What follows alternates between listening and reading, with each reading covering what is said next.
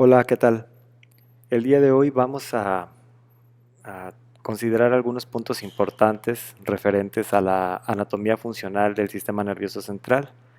y algunas formaciones de sustancia gris y sustancia blanca de médula espinal y de tallo cerebral. Debemos recordar que la unidad anatómica y funcional del sistema nervioso central es la neurona,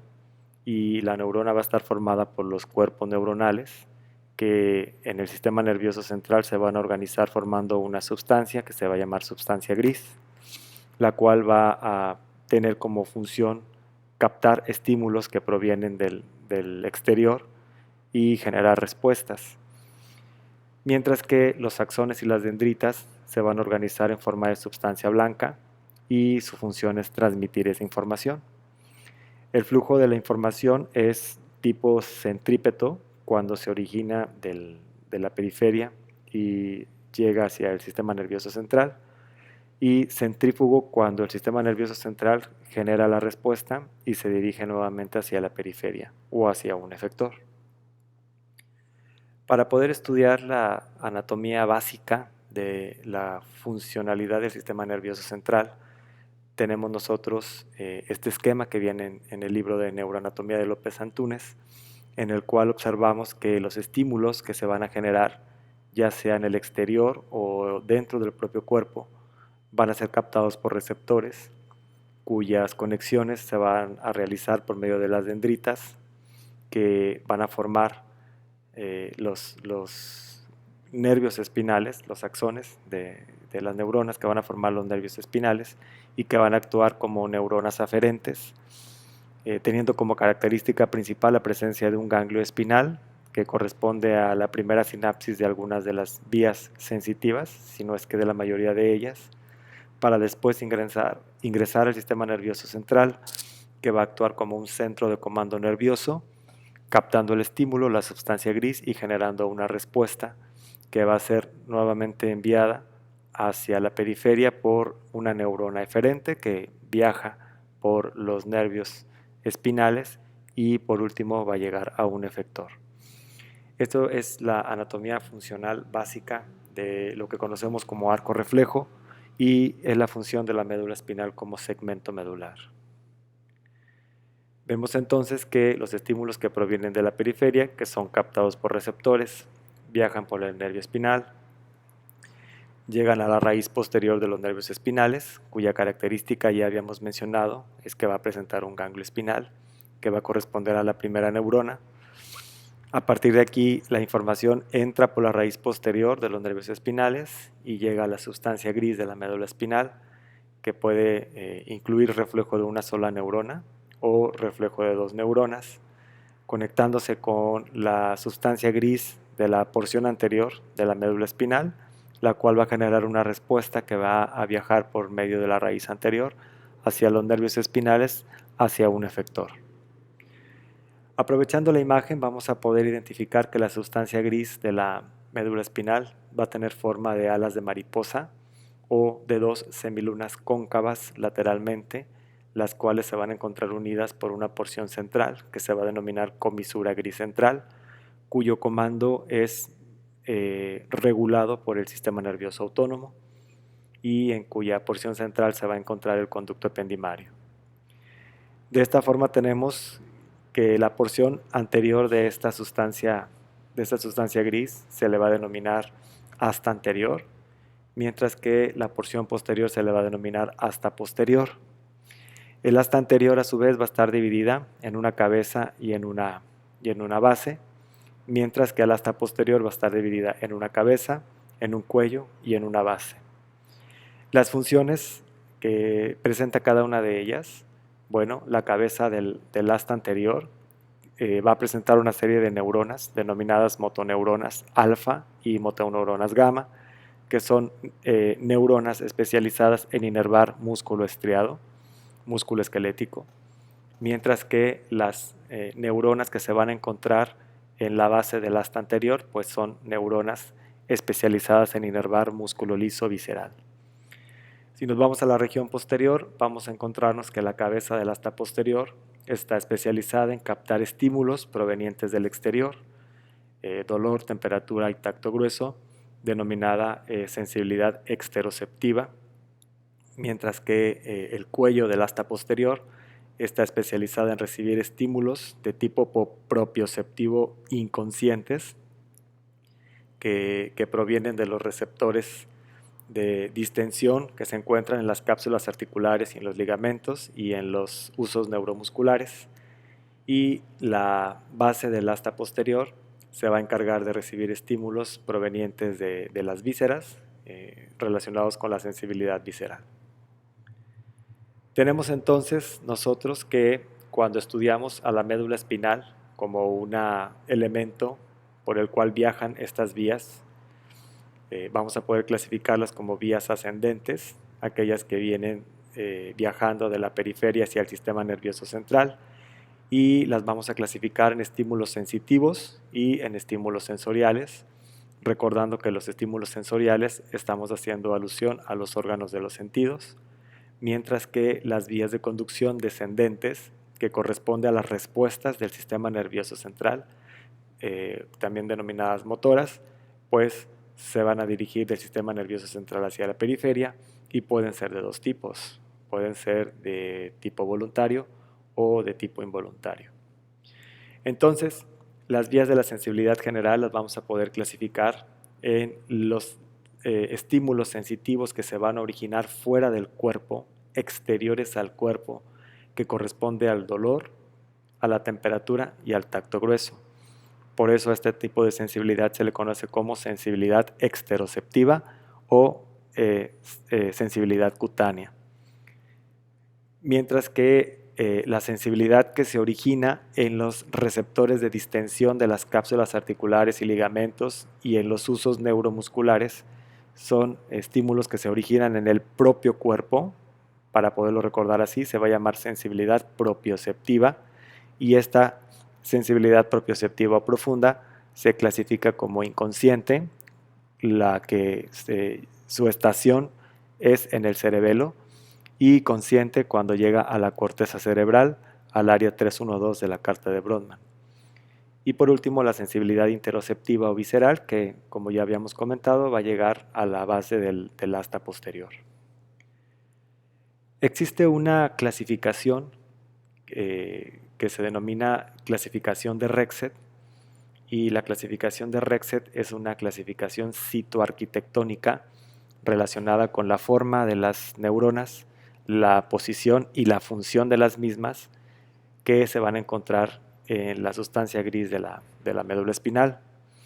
Y dependiendo de cada una de estas características, pues se dividen estas láminas, las cuales se van a nombrar o se van a enumerar con estos números romanos, y que vamos a ir identificando conforme a las características y a las funciones de las vías de conducción. Tenemos entonces los estímulos que se van a originar del exterior, que corresponde al dolor, a la temperatura y al tacto grueso, los cuales van a ser captados por un receptor cutáneo que va a conectarse con las dendritas de las neuronas aferentes, y cuya información va a viajar por la neurona aferente, por el axón, que está formando los nervios espinales, y van a llegar próximos a la médula espinal, en donde el nervio espinal se va a dividir en una raíz anterior y posterior, y en este caso pues llegan a la raíz posterior a un ganglio espinal, donde se encuentra su primera neurona, y esta neurona envía una prolongación hacia el interior de la médula espinal. Lo podemos observar muy bien ejemplificado, en esta imagen, donde, como comentábamos, la información entra por el nervio espinal, se dirige hacia la raíz posterior, se encuentra con el ganglio espinal, aquí se encuentra su primera neurona, la cual envía una prolongación a través de la raíz posterior hacia la sustancia gris de la médula espinal. En el caso del dolor y la temperatura, van a llegar a la cabeza del asta posterior. Recordamos que esta sensibilidad es una sensibilidad exteroceptiva, y aquí se va a encontrar con un núcleo especializado que se denomina núcleo gelatinoso de Rolando, que según la clasificación citoarquitectónica de Rexed, corresponde a la lámina número 2. Lo vemos también aquí en esta imagen del doctor López Antúnez, lámina número 2, que va a corresponder a la segunda neurona de esta vía. Una vez que se establece esta sinapsis, la neurona del núcleo gelatinoso de Rolando origina axones que se van a cruzar al lado opuesto, pasando por detrás del conducto ependimario y se van a organizar en el cordón lateral de la médula espinal y suben hacia los centros superiores. Vemos nosotros esta imagen donde podemos nuevamente repasar cómo esta información de dolor y temperatura ingresa por el nervio espinal, la raíz posterior, ganglio espinal, primera neurona, raíz posterior, cabeza del asta posterior, núcleo gelatinoso de Rolando o lámina 2 de Rexet, segunda neurona, se cruza al lado opuesto pasando por detrás del conducto ependimario y llega al cordón lateral de la médula espinal y asciende. ¿Cuál es el destino de estos axones? El destino de estos axones es llegar al tálamo para que el tálamo lo proyecte a la corteza cerebral. Pero para poder llegar al tálamo, esta información tiene que viajar por el bulbo, tiene que viajar por el puente, tiene que viajar por el mesencéfalo y va a llegar al tálamo. Ese es el motivo por el cual estos axones que están formando esta vía se van a denominar tractos espino-talámicos. Su origen es en la médula espinal y su destino es llegar al tálamo. Y bueno, sabemos que el tálamo es un núcleo diencefálico que tiene una organización muy estricta y específicamente esta información de dolor y temperatura van a llegar al núcleo ventral posterolateral del tálamo, que va a corresponder a su tercera neurona, su tercera sinapsis, el cual lo va a proyectar hacia el área somatosensitiva, que corresponde al área 312 de la carta de Brodmann, ubicada en el giro parietal ascendente. Al llegar a esta corteza cerebral del área 312, pues se establece su cuarta neurona. Y entonces su primera neurona se encontró en el ganglio espinal, su segunda neurona se encontró en el núcleo gelatinoso de Rolando, lámina 2 de Rexet, su tercera neurona se encuentra en el núcleo ventral posterolateral del tálamo y su cuarta neurona se encuentra en la corteza cerebral del área 312. Hablamos de otro tipo de sensibilidad exteroceptiva denominada tacto grueso o protopático, que va a ser captada por receptores cutáneos, los cuales se conectan, tienen conexiones con las dendritas, y estas dendritas pues se continúa con los axones de las neuronas que viajan por los nervios espinales, viajando como una neurona aferente hacia la raíz posterior de los nervios espinales, donde se va a encontrar con el ganglio espinal. Esta información que ingresa por la raíz posterior tiene su primera neurona en el ganglio espinal, la cual envía sus axones por la raíz posterior y van a llegar a la cabeza del asta posterior. Van a llegar a una zona específica y especializada que corresponde a la lámina número 3 y 4 de Rexet, lámina número 3 y 4 de Rexet, los cuales van a producir una sinapsis, y esta sinapsis va a enviar sus axones hacia el lado opuesto, cruzándose hacia el lado opuesto, pasando por delante del conducto ependimario en dirección al cordón lateral de la médula espinal, y al igual que su homólogo, asciende en dirección al tálamo. Y es aquí donde podemos nosotros diferenciar estos dos tractos. El tracto que vehiculiza dolor y temperatura es el tracto espinotalámico lateral, y el tracto que vehiculiza el tacto grueso o protopático se va a llamar tracto espinotalámico ventral. De igual forma, posterior a hacer su sinapsis en la lámina 3 y 4 de Rexet y cruzarse al lado opuesto, sube a través del bulbo, a través del puente, a través del mesencéfalo y llega al tálamo, al núcleo ventral posterolateral, en donde ocurre su tercera neurona, su tercera sinapsis. Pero aquí va a pasar algo muy interesante, porque según la imagen de la target que estamos observando, estos tractos en su trayecto inicial, en el bulbo y en el puente, se encuentran separados, pero cuando se aproximan al mesencéfalo, estos dos tractos se van a unir. Lo podemos ver en esta vista posterior del tallo cerebral. Identificamos al tracto espinotalámico ventral, que es este que estoy señalando, al tracto espinotalámico lateral, que es este que estoy señalando, en el cual es evidente que a nivel del bulbo raquídeo comienzan a separarse, pero cerca del puente se comienzan a unir hasta llegar al mesencéfalo, en donde se unen por completo y van a formar lo que conocemos como el lemnisco espinal. Este lemnisco espinal, que representa la fusión de estos dos tractos, llegan al núcleo ventral posterolateral del tálamo y este lo proyecta al área número 312 de la carta de Brodmann o al giro parietal ascendente. Estas vías de la sensibilidad exteroceptiva tienen 4 neuronas. Su primera neurona se encuentra en el ganglio espinal. Su segunda neurona, para dolor y temperatura, corresponde a la lámina 2 de Rexet, y para tacto grueso o protopático corresponde a la lámina 3 y 4. Cruzan al lado opuesto formando los fascículos espinotalámicos, anterior o ventral y lateral, los cuales en el mesencéfalo forman el lemnisco espinal, que llega al núcleo ventral posterolateral del tálamo, correspondiendo a su tercera neurona, y de aquí lo proyecta al área número 312. Existe otro tipo de información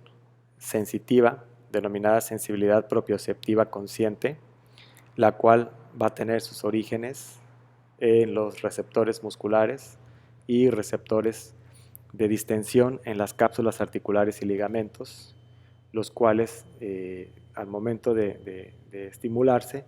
pues viajan a través de los axones por los nervios espinales como una neurona aferente, y va a ingresar por la raíz posterior, en donde se va a encontrar con el ganglio espinal. Ingresa esta información, llega al ganglio espinal, aquí se va a encontrar su primera neurona, la cual va a enviar un axón a través de la raíz posterior y se va a dirigir hacia el cuello del asta posterior.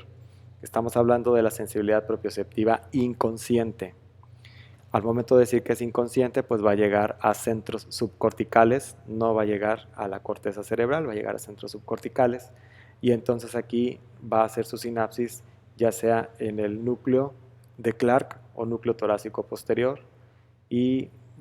o puede ser también su sinapsis en el núcleo del borde lateral. Esto depende si es la información proveniente de los miembros superiores y del tronco, de los miembros inferiores o del tronco, y de los miembros superiores. En el caso de los axones que hacen su sinapsis aquí en el núcleo de Clark, pues estos axones van a dirigirse hacia el cordón lateral de la médula espinal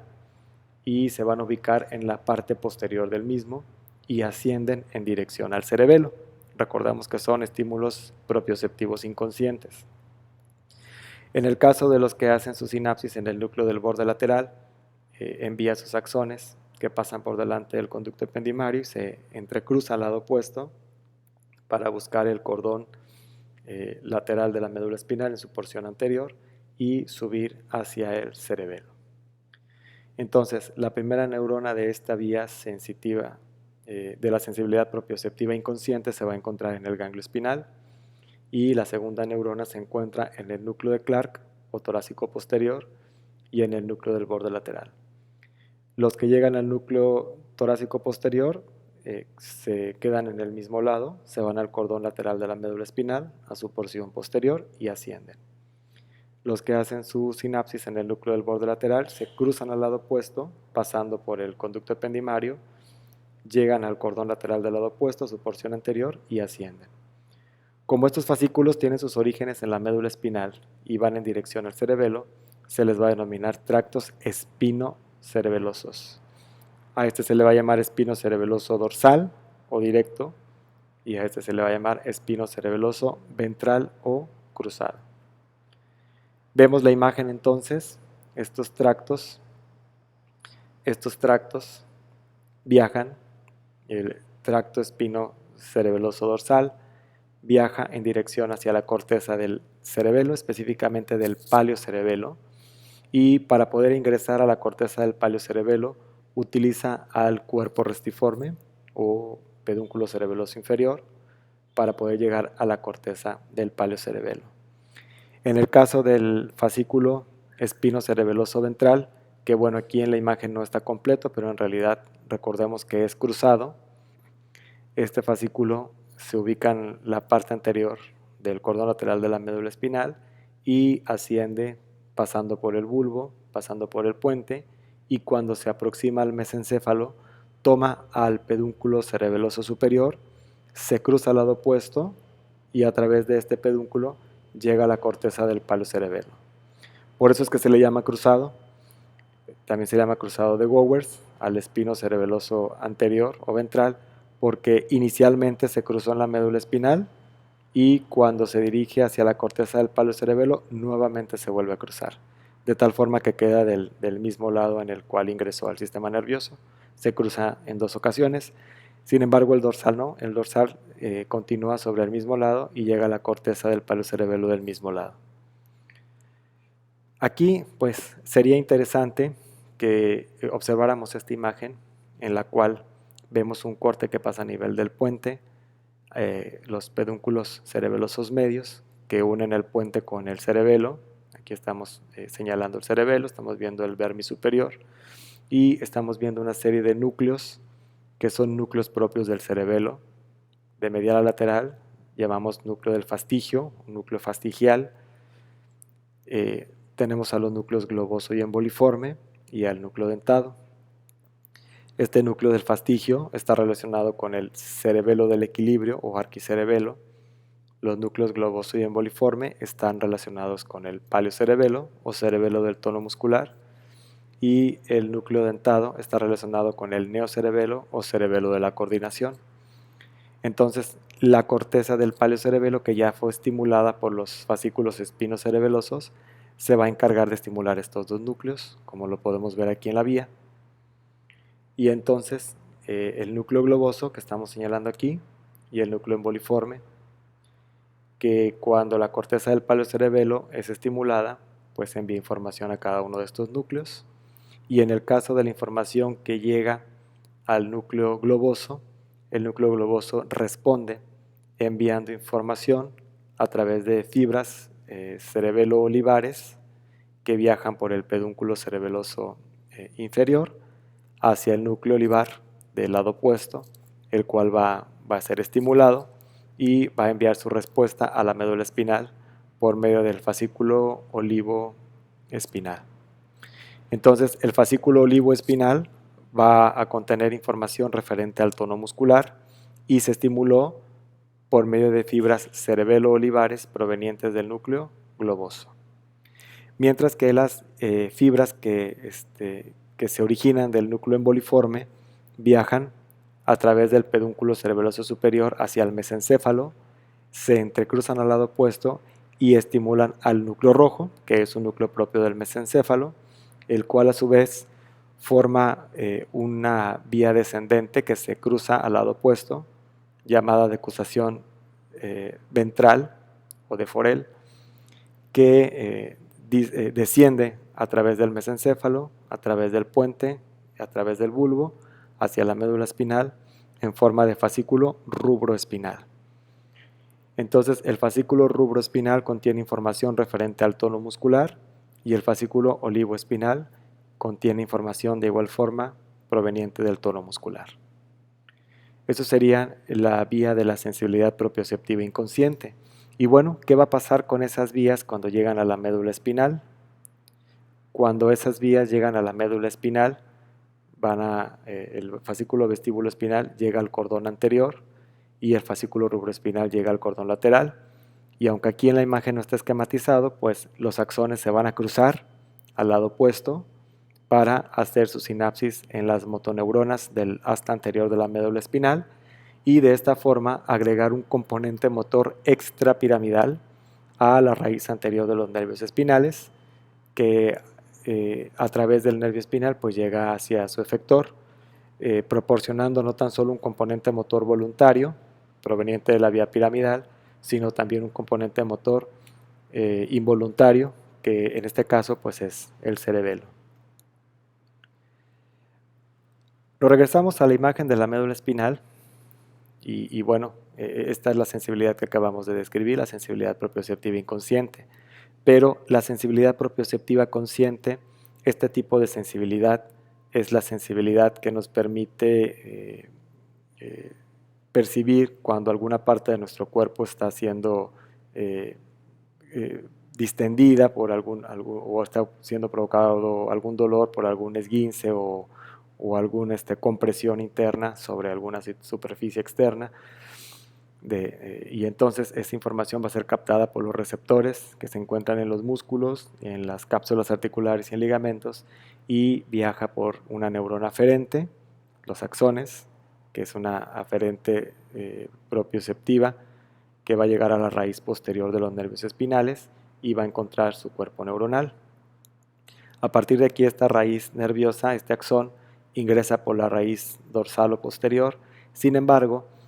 se da cuenta que aquí en la cabeza no puede hacer su sinapsis porque es sensibilidad exteroceptiva. En el cuello no puede hacer sinapsis porque es sensibilidad propioceptiva inconsciente. Y en la base es sensibilidad interoceptiva. Entonces, al no poder hacer sinapsis aquí, lo que hacen todos los axones es que se empiezan a acomodar en el cordón posterior de la médula espinal, que por cierto forman, y se comienzan a acomodar por laminación y ascienden hacia los centros superiores. Ya cuando llegan al nivel medular de T2 hacia arriba, son los axones en gran cantidad, que aparece el surco intermedio posterior y nos divide el cordón posterior de la médula en dos porciones, una porción medial llamada fascículo grácil y una porción lateral llamada fascículo cuneiforme. Entonces, su primera neurona sigue siendo el ganglio espinal.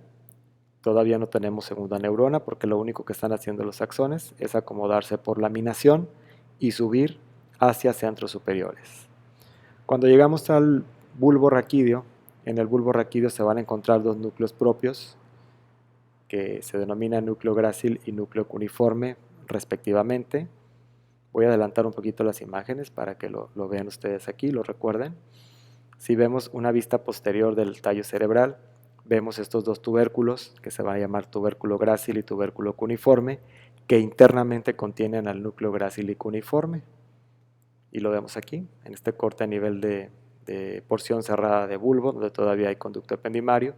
Vemos al núcleo grácil, núcleo cuneiforme, produciendo este tubérculo grácil y tubérculo cuneiforme. A partir de aquí, esta segunda neurona de esta sensibilidad propioceptiva consciente origina fibras que se cruzan al lado opuesto y nos van a dar origen a esto que se va a llamar lemnisco medial. Un corte inferior al que estábamos viendo nosotros, mírenlos, núcleo grácil y cuneiforme, tubérculo grácil, tubérculo cuneiforme, vemos los axones cruzándose al lado opuesto y van a formar una decusación que se va a llamar decusación sensitiva. Y entonces nos regresamos a la imagen en donde vemos cómo se forma la decusación sensitiva y ascienden a través del bulbo, a través del puente, a través del mesencéfalo en forma de lemnisco medial. Vemos la decusación sensitiva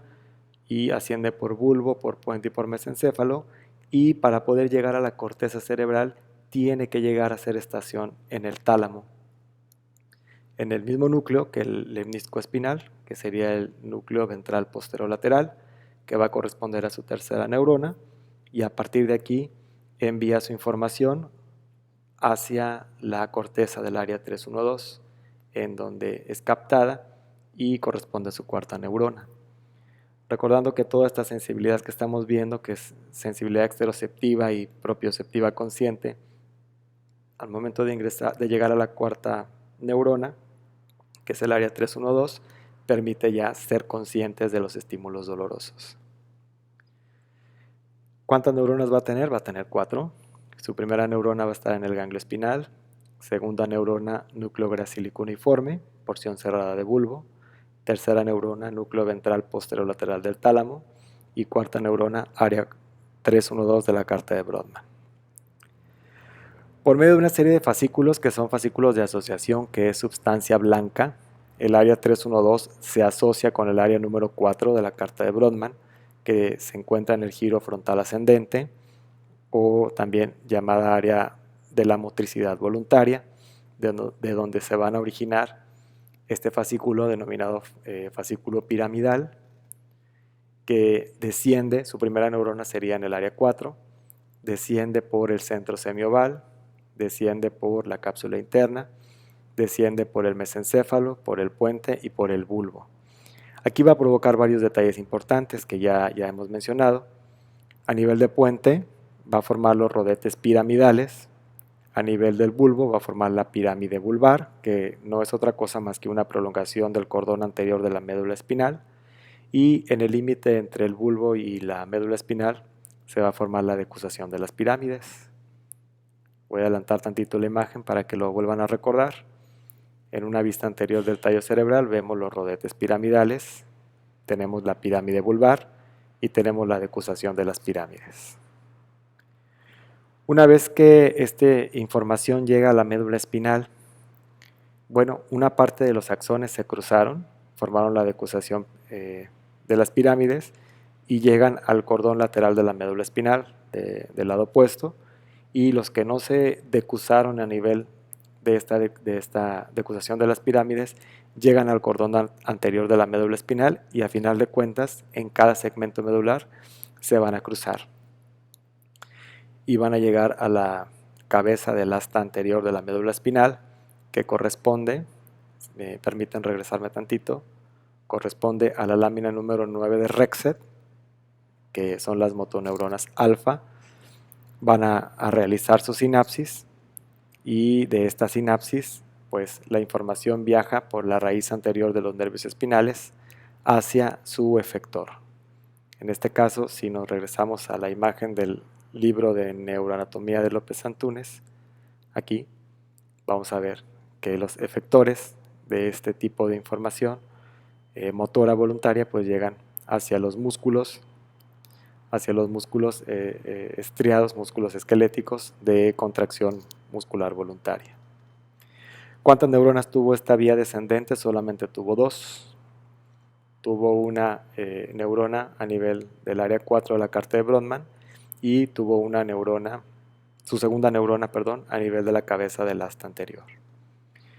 Hay un tipo especial de información que se origina ahí en el área 4 de la carta de Brodmann, que corresponde a lo que conocemos como fascículo córtico-nuclear, y este fascículo córtico-nuclear, originándose del área 4 de la carta de Brodmann, proporciona el componente motor voluntario a los núcleos de los nervios craneales que son eferentes, como lo vemos aquí en las imágenes. En el corte a nivel de mesencéfalo tenemos al núcleo del tercer par craneal. Sabemos que son colículos superiores porque vemos al tercer par craneal saliendo por la fosa interpeduncular.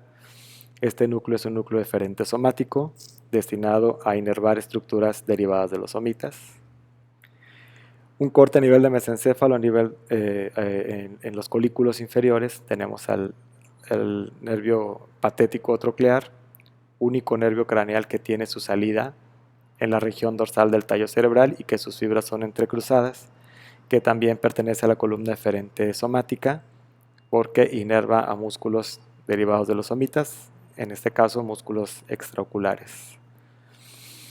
A nivel de puente tenemos un núcleo de la columna eferente visceral especial que corresponde al núcleo masticador del trigémino, que inerva estructuras derivadas del primer arco branquial, que son los músculos de la masticación. A nivel de la porción abierta de puente tenemos dos núcleos, que sería el núcleo del facial, motor del facial, que pertenece a la columna eferente visceral especial y que inerva estructuras derivadas del segundo arco branquial, y el núcleo del abducens, que corresponde al sexto par craneal y es eferente somático a los músculos extraoculares. Y a nivel de bulbo raquídeo tenemos el núcleo eferente visceral especial, que está formado, es un núcleo motor, que es el núcleo ambiguo, formado por el glosofaringeo vago y accesorio, que inervan estructuras derivadas del tercero y cuarto arco branquial,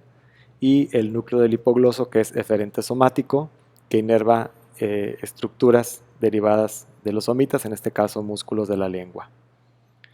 Y entonces estos núcleos eferentes que acabamos de identificar son inervados o su comando motor voluntario proviene del área 4 de la carta de Brodmann, y por eso es que podemos contraerlos de manera voluntaria. Nos regresamos entonces al cerebelo y vemos otro tipo de información, que en este caso es una información de tipo sensorial, que se va a originar en el oído interno, en utrículo y sáculo, y en los canales semicirculares, en donde, como conocemos, este se llama laberinto membranoso, donde va a circular endolinfa, y por utrículo y sáculo son los responsables del equilibrio estático, mientras que los canales semicirculares son responsables del equilibrio dinámico. Bueno, a partir de este laberinto membranoso se originan raíces vestibulares que se van a reunir y van a encontrar su primera neurona en un ganglio que se llama ganglio vestibular o ganglio de Scarpa, el cual va a originar sus axones, que se van a unir con los axones provenientes de la cóclea, del órgano de Corti, y van a formar este nervio que se llama nervio vestíbulo coclear, o también llamado octavo par craneal. Este octavo par craneal se dirige hacia el tallo cerebral y va a ingresar a través de este surco, que se va a llamar surco bulbopontino, de hecho aquí lo tenemos, al octavo par craneal, y se dirige a lo que conocemos como ala blanca externa, que sería esta de aquí, en el corte a nivel de la porción abierta del bulbo. Identificamos que este sería el cuarto ventrículo, y entonces llega aquí a los núcleos vestibulares, y esos núcleos vestibulares a su vez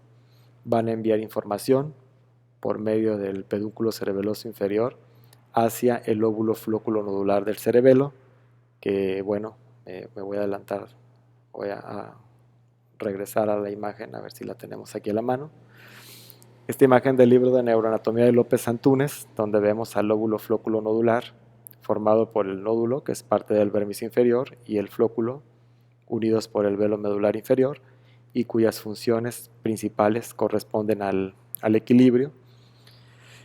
Este responde enviando su información al núcleo fastigial o núcleo del fastigio, que ya lo habíamos comentado nosotros cuando veíamos los núcleos propios del cerebelo, serían los núcleos fastigiales, estos dos de aquí. Y estos núcleos fastigiales van a responder enviando información al núcleo vestibular del mismo lado o al núcleo vestibular del lado opuesto por vía del pedúnculo cerebeloso inferior, y entonces estos núcleos vestibulares envían su información referente al equilibrio hacia la médula espinal en forma de fascículos vestíbulo-espinales. Entonces su primera neurona va a estar en el ganglio vestibular o ganglio de Scarpa, su segunda neurona en los núcleos vestibulares, tercera neurona en la corteza del lóbulo flóculo nodular, su respuesta va al núcleo fastigial, y el núcleo fastigial va a los dos núcleos vestibulares del ala blanca externa, y a partir de aquí su información viaja a la médula espinal en forma de fascículo vestíbulo espinal hacia el cordón anterior de la médula espinal. Pasa lo mismo que comentábamos con las vías extrapiramidales. Los fascículos vestíbulos espinales se van a encontrar en el cordón anterior de la médula y se cruzan al lado opuesto para hacer su sinapsis en la cabeza del asta anterior, en las motoneuronas de esta sustancia gris, y su información extrapiramidal motora viaja por las raíces anteriores de los nervios espinales y se dirige hacia la periferia. De esta forma podemos nosotros, si cerramos nuestros ojos y colocamos nuestros brazos hacia adelante, vamos a poder percibir cómo los músculos de los miembros inferiores se contraen para poder mantener el equilibrio. Esa prueba se llama prueba de Romberg. Y por último, viene otra función del cerebelo que es conocida como neocerebelo, la cual va a tener sus orígenes en la corteza cerebral extrapiramidal. Y entonces aquí nos adelantamos a unas imágenes y a una tablita que quiero que vean ustedes. en donde vemos que la corteza motora extrapiramidal está representada por dos áreas. Una se va a denominar área 6-8, que se encuentra en el giro frontal superior y giro frontal medio, y el área 21, que se encuentra en el giro temporal, que son corteza motora extrapiramidal. Lo vemos aquí en el área 6-8, giro frontal superior y giro frontal medio, y el área número 21, que corresponde al segundo giro temporal. A partir de esta información, a partir de esta corteza cerebral, la información viaja, en el caso de las fibras que provienen de la región frontal, pasando por la cápsula interna, y de igual forma las que provienen del área 21 por la cápsula interna. Y en el caso de las que vienen del lóbulo frontal, se deslizan por el brazo anterior de la cápsula interna, y el segmento sublenticular de la cápsula interna pues es atravesado por las fibras del área número 21. Vemos cómo descienden hacia los núcleos propios del puente, en donde va a ocurrir una sinapsis, y los núcleos propios del puente van a originar una respuesta que por vía del pedúnculo cerebeloso medio son enviados hacia la corteza del neocerebelo del lado opuesto. Y bueno, aquí en la corteza del neocerebelo se encuentran estos núcleos que se llaman núcleo dentado. Este núcleo dentado envía su información hacia dos sitios. Una de ellas es hacia el núcleo rojo mesencefálico, el cual va a responder enviando su información por el fascículo rubroespinal hacia la médula espinal, similar al que vimos en el paleocerebelo, y enviando información ahora sobre la coordinación muscular. Y el otro camino es llegar al tálamo.